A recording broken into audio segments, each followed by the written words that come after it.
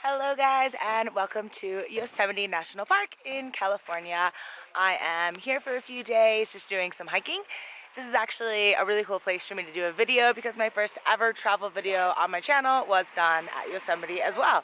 So obviously we're still during Corona right now, so I can't really be going abroad.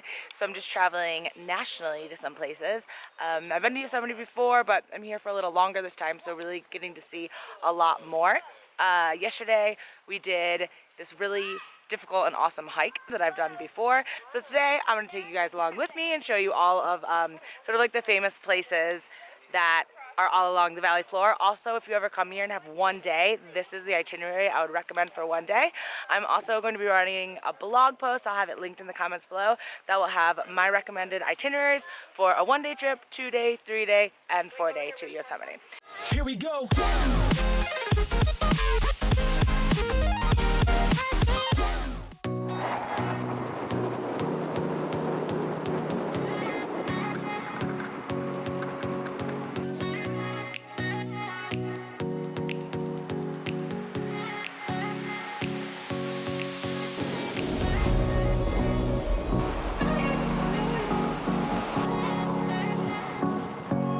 Right now, what I just showed you guys is the really famous, as you drive in the tunnel, you pull over and there's this, it's called Tunnel View, and that's where you see the gorgeous landscape of the valley. And the first little just mini hike we're going to do is called Bridalveil Falls.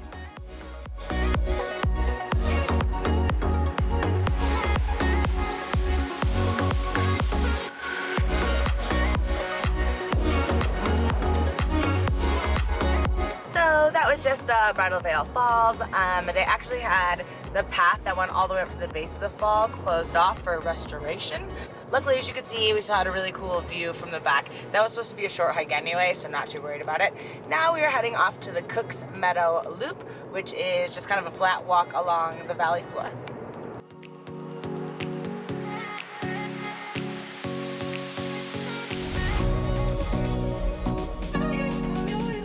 Meadow Loop, which is just 2¼ miles flat, so should be pretty easy, and it's supposed to have some really nice views. It stops over a place called the Centennial Bridge, which is supposed to be a really great viewpoint.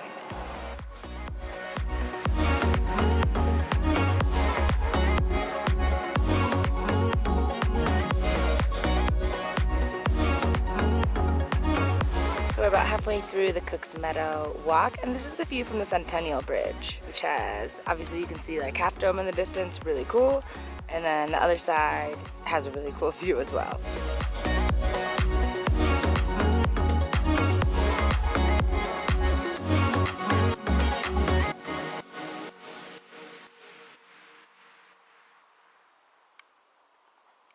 Pretty awesome. Now we're done with the Meadow Loop, which is very easy but pretty beautiful. Now we are going to find Yosemite Fall. So you can see a lower fall, and then you can do a hike to the upper falls, which I'm actually not sure if it's like another part of if it's another actual waterfall or if it's just the top of the same one, but we shall see. So there's the lower falls. Sadly, yeah, totally dry. You can imagine it would be super beautiful if you came in spring. I think that probably is the best time to come to Yosemite, spring, because it's when all the water falls and all the water is at its highest, except there might be a lot more mosquitoes. That would be the only thing I would check into first.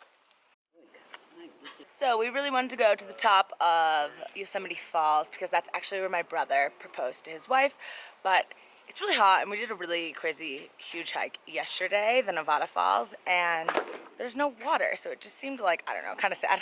So instead we're going to do the Yosemite Valley Loop Trail, which just takes you on the ground, like by all of the big, like Half Dome and El Cap and everything like that. So we're going to walk it, but it is literally 100 degrees, so that is something to warn you about if you are coming in late August like I am. It is honestly over 100 degrees right now. And then we saw people on bikes, and we're like, let's rent a bike. So that's what we're doing.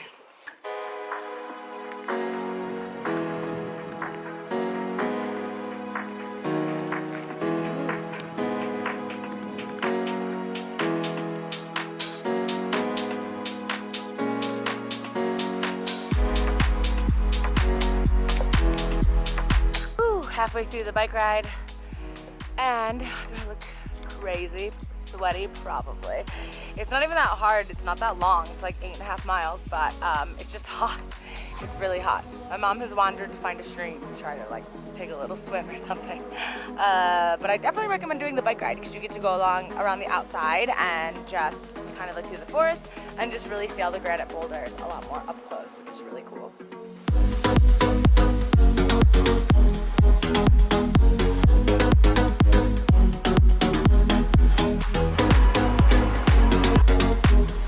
So we just finished the bike ride and it is hot as hell, so I think we're gonna call it a little bit of an early day. It's like 110 degrees, so said my car thermometer when I last checked.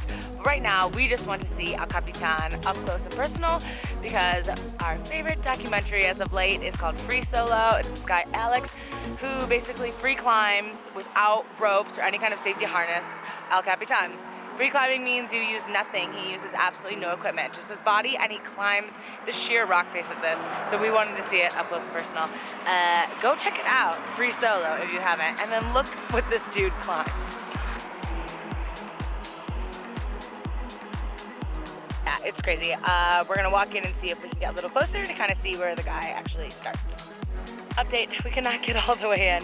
The path is like pretty much gone. There's fallen trees everywhere. I think the climbers come more like in the fall because it's so hot right now. There's no way you could do it. So maybe they kind of cleared out. I don't know. We got a bit closer though, and like literally this guy climbed this bare hands, no rope. It's crazy.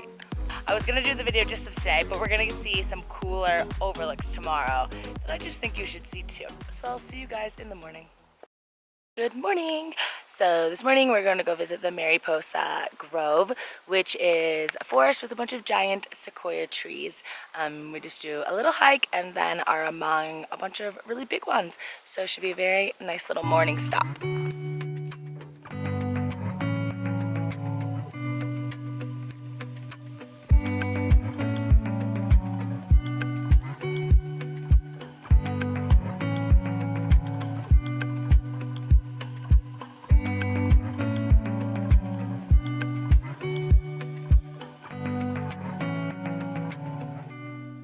Came to a lookout that's like above, well, everything's above the valley floor, but this is even above where you see the tunnel view and everything. So really high up. This is called Washburn Point. We're gonna check this out, and then we're gonna check out Glacier Point, which is right next door, and that'll be our last things for Yosemite for this trip. So let's take a look.